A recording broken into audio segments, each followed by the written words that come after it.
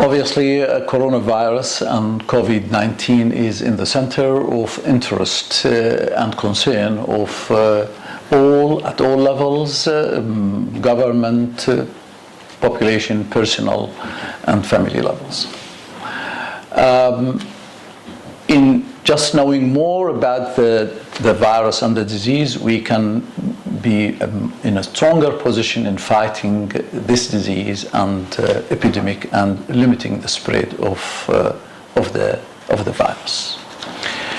All know that China was the epicenter of this epidemic for a period of 10 weeks, but this epicenter moved to Europe, particularly Italy and Spain, early March. And now the number of those involved with the disease outside China are much more than the initial number in China, which is around 80,000. There are a lot of myths around the virus and then around its effectiveness. But I would like to stress that this is a new virus. It is a member of a group of viruses called RNA viruses. Of them is the common cold virus, and the viruses caused two epidemics. The SARS epidemic in 2003 and the MERS epidemic in 2012. Their involvement, the number involved in both, and the mortality was less than the total number in the COVID-19. What differentiates this virus in its new version is that first, it is heavier by the molecular weight. Secondly, it has those spikes on its proteinous surface, which allow the virus to attack and join the receptors tightly and bind them tightly, involving several organs in the body, including the lungs, kidneys, intestine, and the liver. This virus can stay on surfaces and clothes for a period between 12 and 24 hours. But as a droplet, it doesn't last more than 15 minutes. This property make it more contagious, and it prolong the infectivity of the virus. How does this virus transmit? It doesn't transmit through air.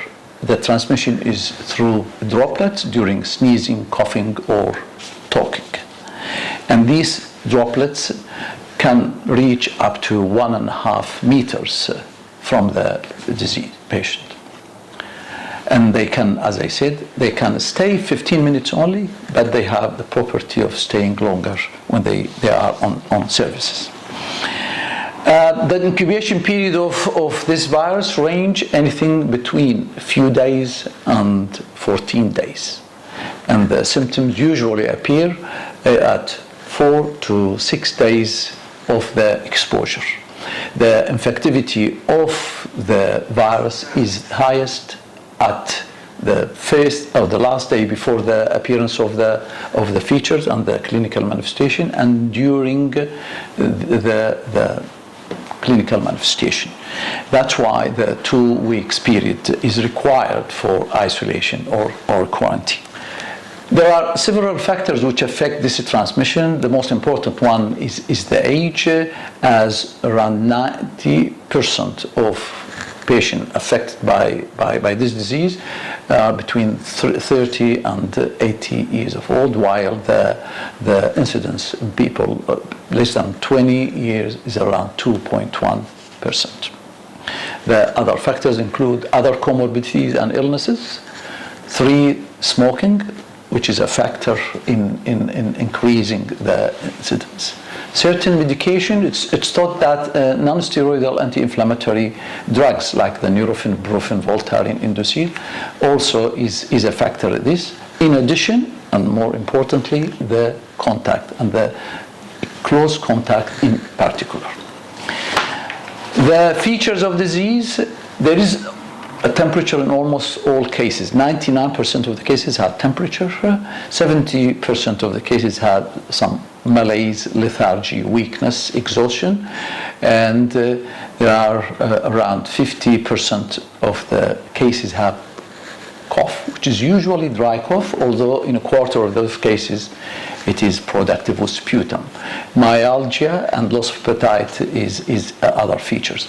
Now, the complications include pneumonia involving the lungs, includes also the acute respiratory distress syndrome, which means a failure in the breathing. It includes also the kidney weakness or impairment, and also the involvement of the heart and arrhythmias. These are the extreme of the manifestation there, the complications.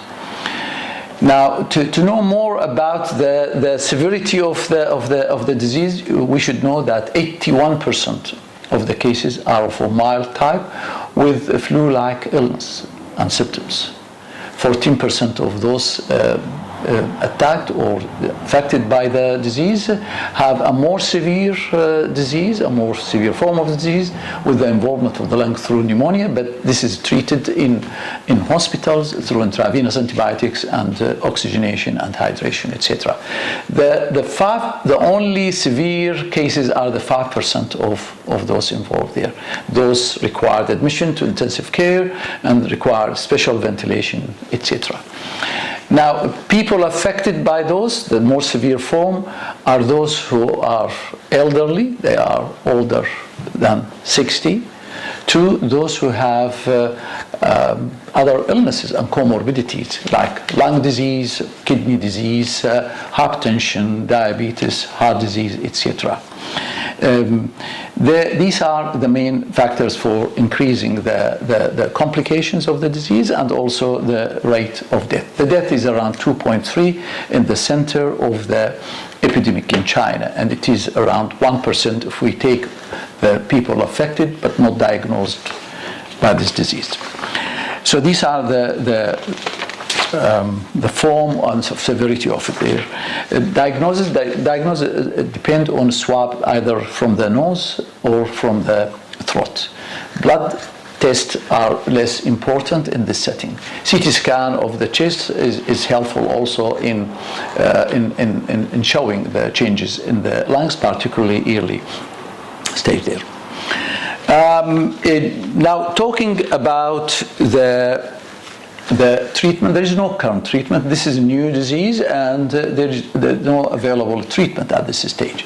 There's a lot of work on finding a vaccine for the disease, and there are several laboratories are involved.